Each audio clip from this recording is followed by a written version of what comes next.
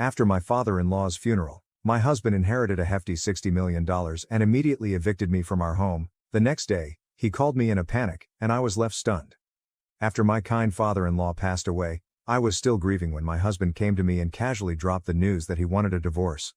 It turns out he was only showing his true colors after getting his hands on the $60 million inheritance from his father. He saw me as nothing more than an ATM, just waiting for Dad to pass away so he could live a lavish life without having to work. I had seen glimpses of his true nature before, but I never realized he was this awful. Before I knew it, I was clenching my fists, angry at myself for being fooled into this marriage. I could accept being deceived, but I couldn't stand him speaking badly about my kind father-in-law. "Fine," I said. "Hand me those divorce papers."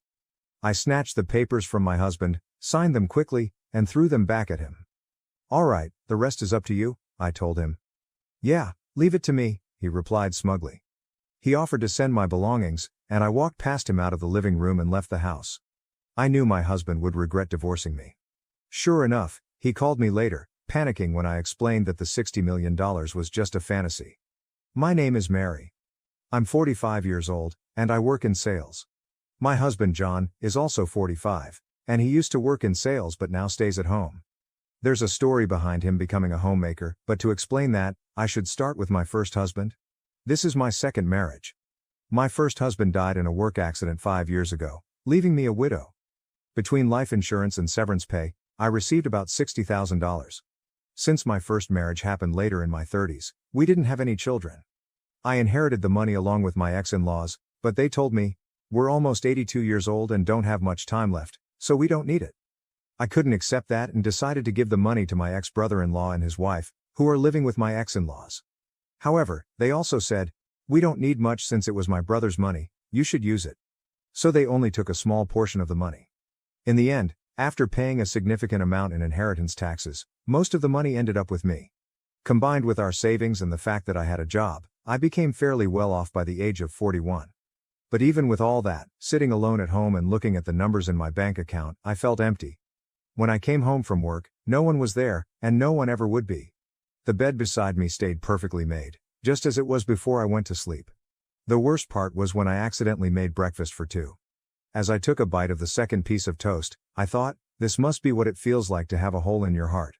I really wanted to take some time off, but I had to keep working, so I went back to my job with this emptiness inside me, constantly feeling a sense of void. I desperately wanted someone, anyone to listen to me, and that someone turned out to be my current husband. When I told him about my husband passing away and how I had to take some time off because of it, he said, I'm sorry for any inconvenience. I quickly replied, No, it was no inconvenience at all. Besides, your husband was a lucky man to have someone who cared for him so much. I'm sure he was very happy. He then shared a bit about himself, saying, as for me, I'm terrible at relationships. Even when I do date someone, I get dumped quickly. I know it's because of my careless personality, but it seems hard to change who you are. My husband and I were business acquaintances before we got to know each other better. I knew he was a cheerful person, so when I visited his company, I ended up telling him everything. Normally, anyone would find such a dark and heavy story off-putting, but he listened quietly and then cheered me up with some light-hearted jokes. His words and smile seemed to fill a bit of the hole in my heart. He continued to listen to my stories, and we started meeting outside of work.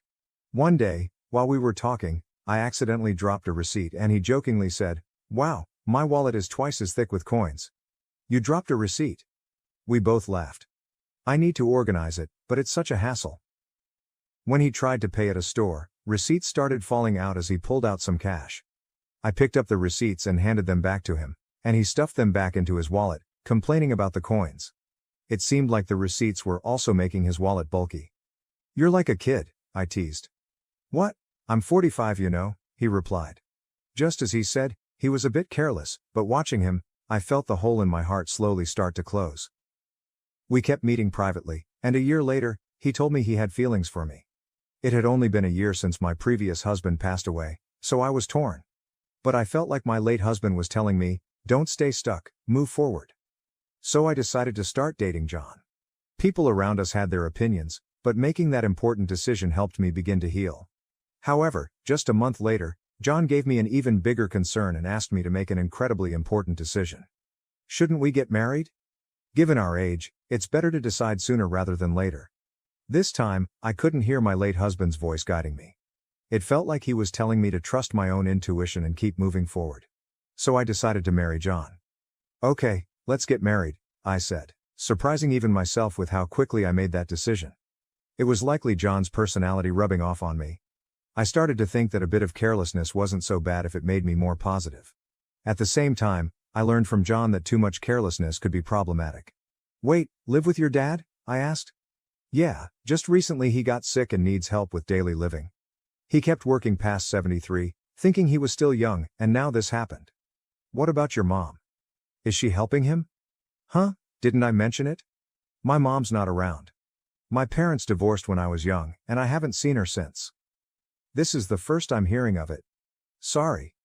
Don't be mad, but it's a heavy topic to bring up when we weren't sure about getting married yet, right? I figured I'd tell you later. Even if you put off talking about living together, you could have told me about your parents.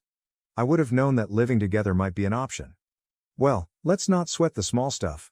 Just meet my dad and then decide if you're okay with living together. And if I say I can't live with him, we'll figure it out then, John said with a smile. But I couldn't smile back. I'm not planning to say I don't want to marry you just because I don't want to live together. I just wish he had told me the important things earlier. I thought being careless wasn't so bad, but now I see it's not a good thing after all. In the end, I agreed to meet his father, as John suggested. Then I began to understand what he meant by small stuff. Your house is pretty big, I said. Just a bit. It's just me and Dad, so we have some extra rooms. If you move in, you can use any of the spare rooms, John replied. I was about to meet his dad for the first time, so I was a little nervous. Ignoring my feelings, John opened the gate and walked towards the front door. His house was 3 stories high, slightly bigger than the neighboring houses. Living there with just the two of them seemed quite luxurious. That's what I thought, but John seemed dissatisfied. Dad's so stingy, he should have built a bigger house, he muttered to himself. But I was too nervous about meeting his dad to confirm what he said. Dad, I brought her, John said. Nice to meet you, I said. Sorry to greet you from bed, it's been hard to move lately, his dad replied. Please don't strain yourself, I said. John's father propped himself up with John's help. He wasn't bedridden, and it seemed he could get up and walk slowly with a bit of help, so he could manage with some assistance. Despite his physical issues, his father seemed sharper than I expected. So, Mary, you're in sales for office equipment. With the move to paperless offices, selling the hardware must be getting tougher, right? His dad asked. Yes, industry-wide equipment sales have been declining for about 11 years, so everyone is focusing on new services or business expansion, I replied. Considering that the domestic market for the equipment is almost saturated, you need to look at countries where there's still demand for new services. IT integration might be the way to go. I think there's something called MPS, right? He said.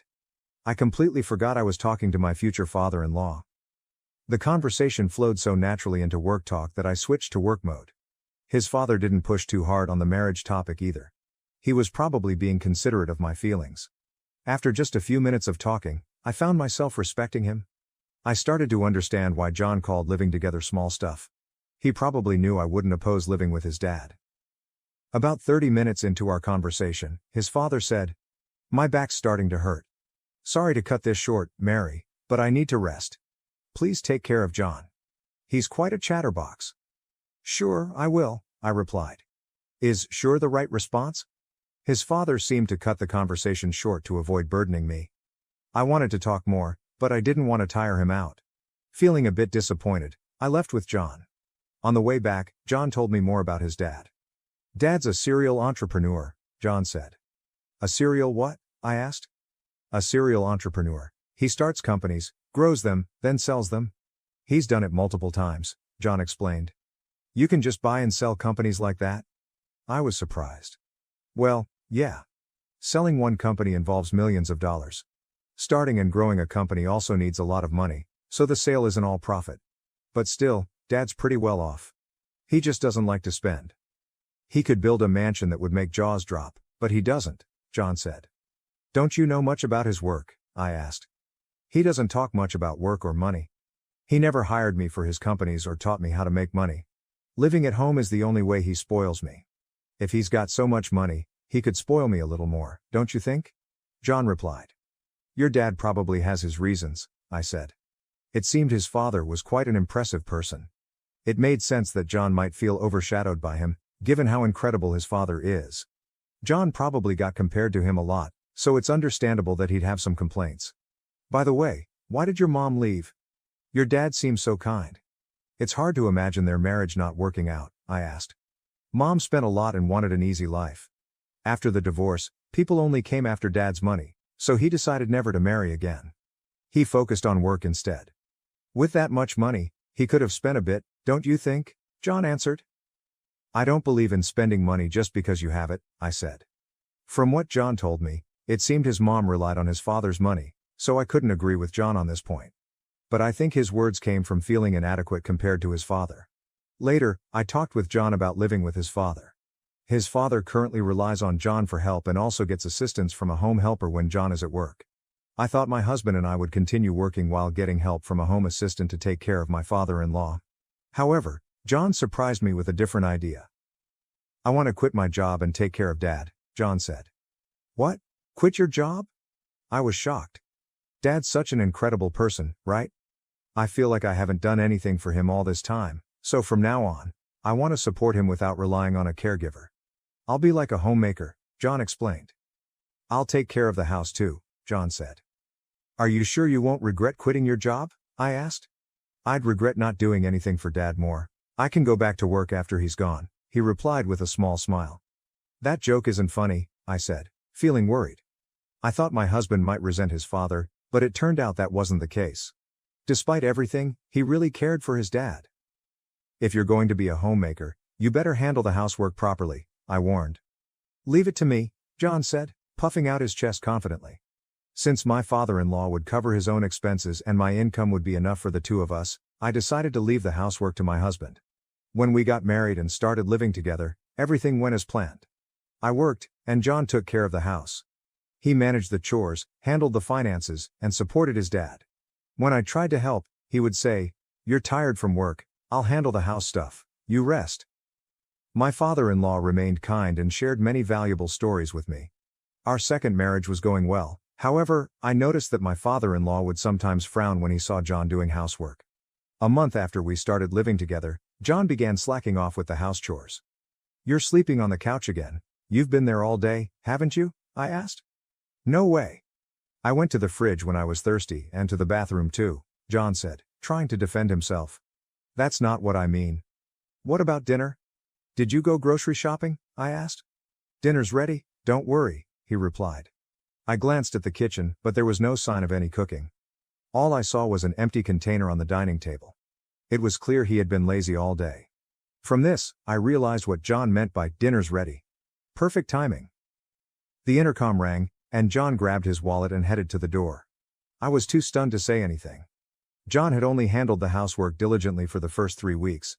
After that, he gradually stopped doing anything, and I ended up cooking, cleaning, and doing the laundry. It's typical for someone with a careless personality to start strong and then quickly slack off. Caught up in the excitement of getting married, I hadn't foreseen this. My father-in-law, on the other hand, must have predicted it early on, which is why he frowned when he saw John doing housework. As my husband began to shirk his duties, my father-in-law started apologizing to me, saying, "That boy is so careless. I'm really sorry, Mary. I hoped he'd become more responsible after getting married, but it seems he's just causing you trouble. If he becomes a burden, feel free to kick him out." "I wouldn't do that really. It's okay. I'm sorry. I've tried to correct him but he's just, well, you know." "It's okay, but he isn't neglecting to help you, right?" I asked. "No, he does help me, at least a little," I replied, noticing a slight change in my father-in-law's expression. It was clear that John wasn't completely ignoring his father, but he also wasn't doing a third job. Still, my father-in-law was probably downplaying the situation to avoid any conflicts between us. "I'm sorry," I said. "No, Mary, you don't need to apologize," my father-in-law replied with just one word. "Sorry." He seemed to understand what I was feeling. We both apologized, and there was a bit of awkwardness between us. To break the tension, my father-in-law quickly changed the subject with a brighter tone. "Oh, I'm doing some end-of-life planning and need your help. I'm not confident in John handling it." "End-of-life planning? It's not as negative as it sounds. I just want to avoid any trouble later." "Got it. If there's anything I can do, I'd be happy to help. Talking about John made us both cautious, so we ended up avoiding discussions about him and housework. It was an uncomfortable way of being considerate, but there were also thoughtful gestures that made me happy. Is there anything inconvenient at home? My father-in-law asked. Not really, but the bathroom could use some fixing. I had just wanted the water heater checked, I said, but my casual comment turned into something much bigger. Wait, what's this? I exclaimed when I saw the changes. My father-in-law had contacted a contractor he knew, and they completely renovated the bathroom. Not only were the tub and shower replaced, but the walls and floors were redone with special coatings to resist grime, and the drain was redesigned to make cleaning easier. They even installed a bath lift to help my father-in-law get in and out easily. Now I can enjoy a nice clean bath, and it's easier for me to get in and out, he said. It was an extravagant use of money, and this happened a few times where a small request turned into a huge upgrade. I learned not to ask my father-in-law for small favors lightly. Yet my husband still called him stingy. I couldn't understand how John could see it that way, given how generously his father spent money. Out of curiosity, I asked my father-in-law about his most extravagant spending. What's the most luxurious thing you've ever done? I asked. I started a seafood company in Germany, built the office and the factory from scratch. That cost a fortune. A company in Germany? That's impressive. Well, yes and no. I did it because I wanted to, so it was more like a hobby. Why seafood in Germany? Was it because it was profitable? No, I had no knowledge or connections and didn't think about profits. Germany exports a lot of seafood, and we import a lot of it. I love seafood, so I thought I could make money and eat all the food I wanted, he said, looking happier than I'd ever seen him. He must have really enjoyed that time, but if he just wanted seafood, he could have bought as much as he wanted. Starting a company overseas seemed extravagant. Do all successful people think this way? It's a world far beyond the understanding of an ordinary person like me. It made me realize that my father-in-law wasn't stingy, he was just careful about when and where to spend money. My husband just didn't understand that. One day, my husband burst into David's room and vented his frustration at both of us. You listen to Mary's requests but not mine. Are you talking about the bathroom? You use it too, right? And since cleaning is easier now, it's a big help to you as a homemaker, right? David replied calmly. My husband clicked his tongue loudly and stormed out, slamming the door behind him. I'm really sorry, I said. It's fine, but why don't you listen to your son's requests? I asked. He's like his mother. When he has money, he spends it without thinking. Even with a lot of money, you need to understand its value and how to use it wisely. I've tried teaching him that many times, but he's still the same, David said, his expression turning somber. Since that day, my husband had become even more neglectful. Not only did he stop doing anything around the house, but he started causing unnecessary trouble. Whose motorcycle is that outside? Did you buy it? No one else's motorcycle would be here. I yelled at my husband as soon as I got home from work, but he just polished an expensive-looking golf club in the living room without even looking at me. My husband had stopped doing housework and started buying whatever he wanted. I wouldn't complain if he was spending his own money, but he was using my bank account without permission. You get your requests granted by Dad. Let me have a bit of luxury too, he said, trying to justify his actions. He had been diligent as a homemaker at first, and I hadn't seen this lazy side of him before we got married. It seemed he had been hiding his true self before marriage. I was completely fooled. When we got married, I told my husband, if my salary isn't enough for our living expenses, feel free to use the money in my account. I took back my bank book so he couldn't use the money without my permission. When I checked it, I saw he had spent around $50,000 in just 3 weeks. It was an expensive lesson that I couldn't trust him. Naturally, I thought about divorcing him, but I didn't want to leave my father-in-law in his care, so I erased divorce from my list of options. My husband seemed to sense that I wouldn't divorce him and became even more arrogant. Hey, can't you come home earlier? I've been waiting for dinner all this time, he complained, treating the living room sofa like his personal nest and hardly moving from there. Of course, he did no housework at all. What does being a homemaker mean? I was starting to lose my understanding of it. He had said he didn't want to rely on a home assistant and wanted to be a good son, but he ended up hiring a caregiver again. Honestly, this made me feel better, knowing my father-in-law wasn't left to my lazy husband. I decided to avoid my husband as much as possible, thinking, let sleeping dogs lie. With this mindset, the year flew by quickly. Then a significant event happened for both me and my husband. Thank you for everything. My father-in-law passed away just before turning 81.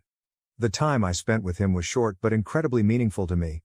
It felt like we had spent 11 years together. Even after the funeral, I couldn't pull myself together and felt a deep void in my heart. As I sat in the living room, lost in emptiness, my husband walked in with a cheerful expression. "Hey, let's get divorced." "What?" That single word snapped me out of my daze. He was waving the divorce papers in my face. It wasn't a misunderstanding or a joke. I found Dad's bank account. Guess how much is in it? Nearly $60 million. So this money is all mine. You're no longer needed, ATM. When Dad collapsed a year ago, I didn't want to deal with taking care of him, so I looked for a wife. I see, so that's why you were in such a hurry to get married. That's part of it, but then I changed my strategy. You inherited money from your late husband, right? You never talked about it, but I figured his retirement and insurance would be substantial. I took care of Dad while you acted as the ATM until he passed away. It was easier than working. Now that Dad's gone, I'm set for a lavish life with his inheritance. Do you think you can get away with this? I asked, feeling the anger rising. Of course. I'm his son, so it's only natural I inherit his wealth. He worked until he collapsed, and I thought he'd live until 87, but he died sooner than expected, so I'm lucky, he replied smugly. I realized I was clenching my fists. It was my fault for being tricked into marrying him, and I could accept that, but I couldn't forgive him for speaking so badly about my kind father-in-law. I was ready to punch him, not caring about the trouble it might cause later, but then I felt like I heard my father-in-law's voice saying, "Stay calm." Right, there was no need to do anything rash. "Are you sure about this?" "All right, give me the divorce papers," I said. I snatched the papers from my husband, signed them on the spot, and handed them back. "Thanks for making this easy. I'll file these tomorrow. You can take all our savings. I've got $60 million, so take as much of that petty cash as you want," he said, clearly gloating. "Okay then. Yeah, leave it to me. I'll file the papers and send you your stuff if you want," I replied, walking past him and out of the house. As I left, my anger started to fade, and I felt a wave of laughter rising. My husband would soon regret divorcing me. That $60 million was just a pipe dream. A few days later, while staying at a hotel and looking for a new place to live, my ex-husband called. "Hey, what the hell did you do?" he yelled. I instinctively pulled the phone away from my ear as he started shouting. He seemed confused, so I needed to explain what was happening. "I can guess what happened, but why don't you tell me?" I asked calmly. "When I tried to withdraw money from Dad's account, they said this money can't be withdrawn. What's going on?" "There should be $60 million in there," he said, his voice full of frustration. "Looks like you didn't know. Since your dad didn't spoil you, you never took an interest in his affairs, right? And he never discussed his work with you," I explained. "Stop with the riddles. There's money, right?" he demanded.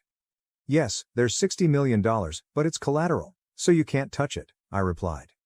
"Collateral?" he asked, his voice shaking. "That's right. The money is in the account, but it's untouchable, like a pie in the sky. Also, that money is about to be used to pay off debts, so it'll be gone soon," I explained. "You're kidding. There's $60 million, and I can't use any of it." His voice grew quieter as he started to panic. I knew about the $60 million being used as collateral because I helped with my father-in-law's end-of-life planning. He had asked me to handle things if anything happened to him. Since he passed away, I was going to use the $60 million to settle his debts, but since my ex suddenly demanded a divorce, I left the paperwork to him, telling him to take care of the rest. "What did Dad do with the $60 million? My ex asked. "He used it for something he loved," I replied. "What does that mean?" he asked, confused. At over 72, Dad decided his next job would be his last and used his savings for something he enjoyed. That seafood processing and distribution company in Germany he always talked about. He trusted the management to locals and planned to enjoy his retirement here, but it was a huge failure, and he lost almost everything. When he told me about it, he laughed, saying it was only natural since he did it without any real knowledge. He had no regrets about where he spent his money to start that company. He borrowed $60 million using his savings as collateral, but it turned into debt, so he planned to repay it with another job. It seemed impossible, but he didn't think so. Even with the debt, he kept enough money for his retirement. In today's world, where many struggle in retirement, it's impressive. However, while sorting out the Germany company, his health declined. When that happened, he renegotiated his repayment plan with the bank. Given his long history of high-value transactions, they trusted him. He told them, "If I can't work anymore, take the collateral." They agreed to a 2-year grace period, after which the debt would be paid off with the collateral if he couldn't work. That year is up, and it's time to settle the debt. So this $60 million is debt repayment money and will soon be zero? My ex asked, his voice filled with shock. Exactly? Didn't you find another bank account? There should be one for living expenses. Yeah, I found one with $80,000 in it. That's money you can use freely. It's your inheritance. $60 million turned into $80,000? Why didn't he prepare more for his retirement? My ex wondered, clearly surprised. I was surprised by the $80,000 too, but knowing him, he probably planned to add more if needed. He seemed capable of anything, and it looks like you haven't checked the will yet. Will Dad told me he'd leave me about 20%, my ex said. We're divorcing, so you could contest it as infringing on your rightful inheritance, but I'd like to honor his wishes. I hope you'll agree to the 20%, I said, noticing he was breathing heavily. He thought he'd get $60 million, but the amount kept shrinking, and now he was panicking. Why did he waste so much money? He could have bought anything with $60 million, my ex yelled, frustrated. Yelling at me won't change anything. He was happiest when he talked about that time, so he had no regrets. It was his money, and he used it. He planned to repay the debt himself, so no one can complain. You just jumped to conclusions and got ahead of yourself, I replied. Why are you so panicked? I asked. The truth is, I thought I'd get $60 million, so I spent all my own money. My account is empty, he admitted. What? Seriously? I was shocked. My ex-husband had been spending money he didn't even have yet. Now that we were divorced, he couldn't rely on my savings anymore, and he was currently unemployed. I finally understood why he was so panicked. Still, you have a roof over your head and a house, so you can rebuild your life, right? I suggested. I am almost 54, unemployed, and have only a little savings. What's going to happen to me? Please help me, he pleaded. You have savings and a job, don't you? Why should I help an ex-husband? You're suffering the consequences of your own actions, I said firmly. Please, let's pretend the divorce never happened, he begged, but I ignored his pleas and hung up the phone. Having a careless personality is definitely not a good thing. With that thought, I went back to looking at property listings. Surprisingly, my ex-husband did follow through with the will and gave me $40,000 for my father-in-law's inheritance. That made up for the money he had taken from me. He probably thought it was too much trouble to fuss over $40,000 after dealing with the $60 million situation. He also apparently started working in sales again, but he didn't seem to be taking it seriously. The shock of not getting the $60 million affected his motivation, leading to frequent mistakes.